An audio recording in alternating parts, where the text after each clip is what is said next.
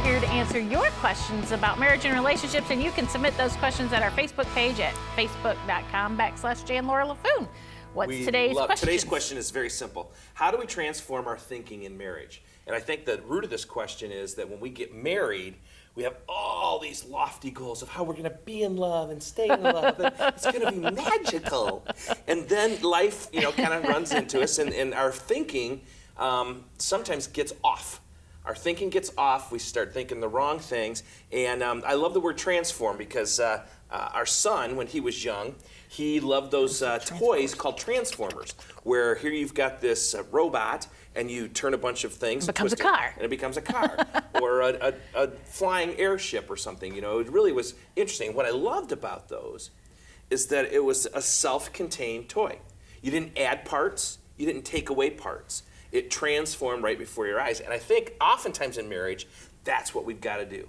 It's not that we need a new partner. It's not that we need to get fixed. It's that we need to change the way we look at things. Change our perspective, and really that is the heart. How do you change your perspective when you're in the middle of a crisis or you're in the middle of a disagreement? And this is going back to that Romans 12 passage where we talk about transform your thinking. How do you transform your thinking? Because you're right. People get married, and I was reading this the other day. We watch movies on TV when we're young and in love, and the couples fall asleep in each other's arms, and they wake up and they magically kiss in the morning. Well, you know what? We have stinky noises coming out of our bodies, number one. We have stinky breath from that stuff is just not real. So how do you transform your thinking to go, that's not real, this is real? And how do I change my perspective to realizing that this is life?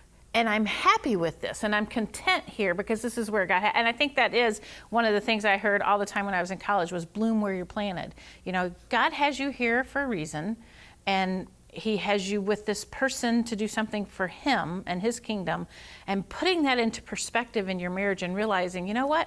One of the things I hate to hear is the grass is always greener on the other side of the fence. That grass still needs to be mowed. And that grass is only green because it's been watered. So water your grass and watch it grow.